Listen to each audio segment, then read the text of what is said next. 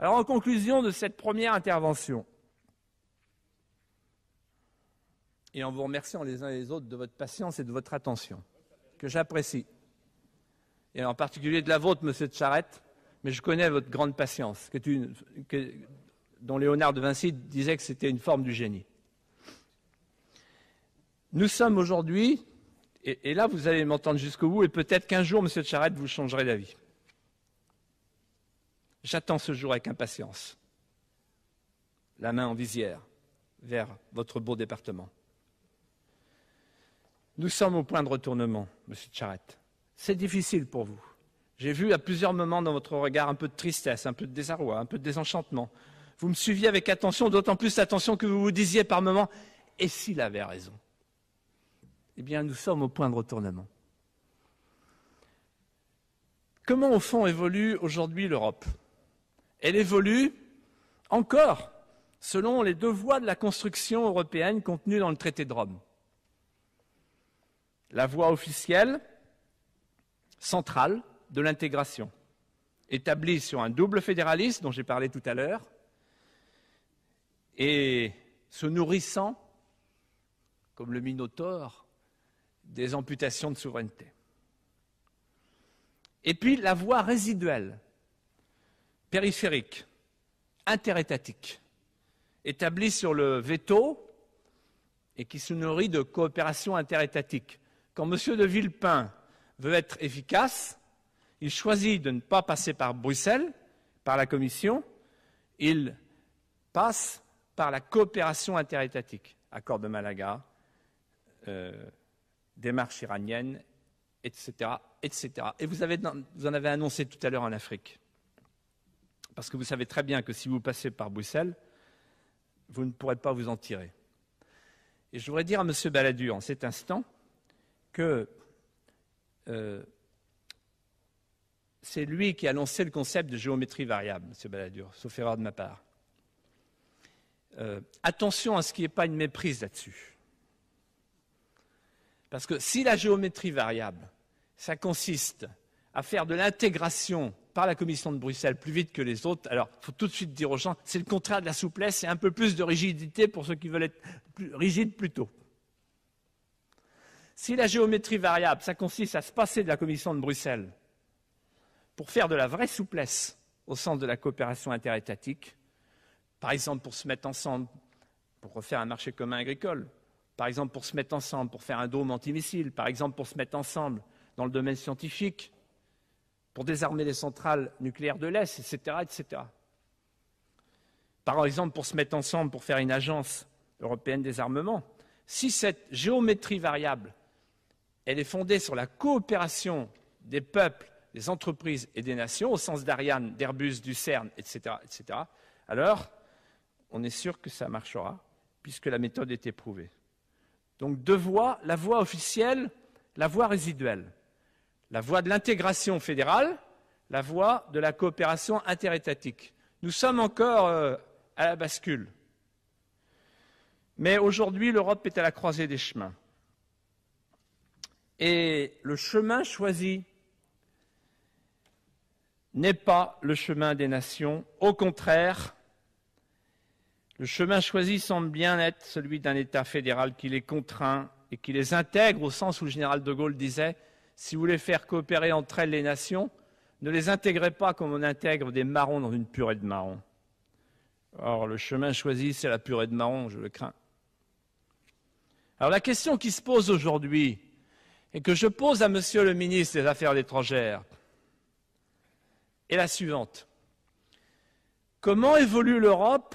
Comment évolue le monde? Ou plutôt, comment évolue le monde par rapport à l'Europe? Parce que c'est la question de la modernité. Tout à l'heure, j'ai adressé une petite pique amicale à M. Giscard d'Estaing, qu'on a tous bien connu, quand nous étions enfants. Bon, M. Giscard d'Estaing, lui, il veut un État fédéral. Il veut faire les États-Unis d'Europe. Mais est-ce qu'il ne résonne pas dans cette époque qui est la sienne? On est toujours un peu victime de ses souvenirs, de sa culture, de son passé. Est-ce que l'Europe de la Constitution, cette Europe de la rigidité, de la supercentralisation, est-ce que c'est bien l'Europe de l'avenir? Est-ce que l'Europe de l'avenir, ce n'est pas plutôt l'Europe de la souplesse, de la proximité, de la démocratie? Alors regardons autour de nous. Et là, c'est stupéfiant comme spectacle. Comment évolue le monde selon un principe exactement, rigoureusement inverse de l'Europe? Et vous le savez bien, Monsieur le ministre, si nous ouvrons le zoom de nos voisinages planétaires, le monde entier évolue selon un principe exactement contraire à l'Europe, le principe des nations. Certes, l'hyperpuissance américaine, d'une part, et le poids croissant des pouvoirs transétatiques, d'autre part, donne parfois l'illusion d'une fin générale de la souveraineté étatique. Pourtant, plus que jamais, le monde reste fait d'États souverains. La souveraineté n'est pas une survivance, c'est même l'horizon indépassable des relations internationales. Je voudrais citer, pour terminer, Monsieur le Président, quelques réalités en quelques phrases.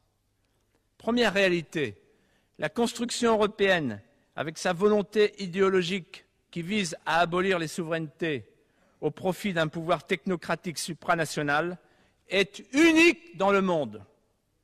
Partout ailleurs, les 170 autres États, depuis le Kosovo jusqu'au Timor oriental, pensent leur destin à travers la souveraineté.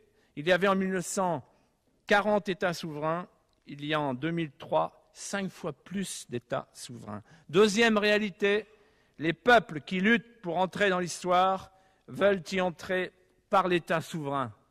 Je voudrais souligner ici une curiosité en m'adressant à M. de Villepin. Une fois par semaine, je vous lis, je vous entends. Vous et les plus hautes autorités de notre pays, dont vous faites partie. Et que disent les autorités de notre pays chaque semaine? Elles parlent du transfert, du nécessaire transfert de la souveraineté. Est-ce qu'elles parlent de la France? Non. Elles parlent de l'Irak. Alors à chaque fois que je lis une interview de vous dans un journal, je me précipite, nécessaire transfert de la souveraineté. Ah, Monsieur le ministre, enfin. Mais quand vous parlez de la France, c'est nécessaire transfert de la souveraineté à Bruxelles. Et quand vous parlez de l'Irak, c'est le contraire. C'est-à-dire que